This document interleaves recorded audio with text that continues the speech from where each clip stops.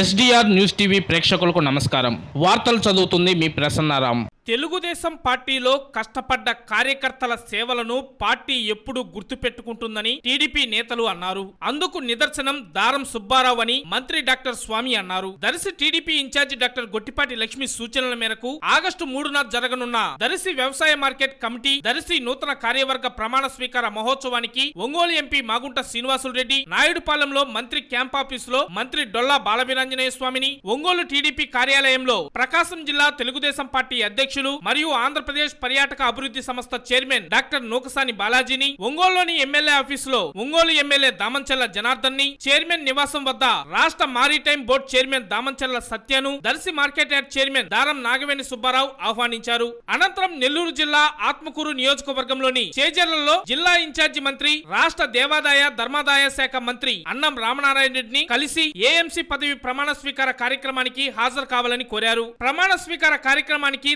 తప్పకుండా వస్తానని మంత్రి అన్నం హామీ ఇచ్చారని ఆయన ఈ సందర్భంగా తెలిపారు. ఈ కార్యక్రమంలో Darsi municipal chairman Narpasetti Pitchaiah, TDP నాయకులు సందు రామయ్య తదితరులు పాల్గొన్నారు.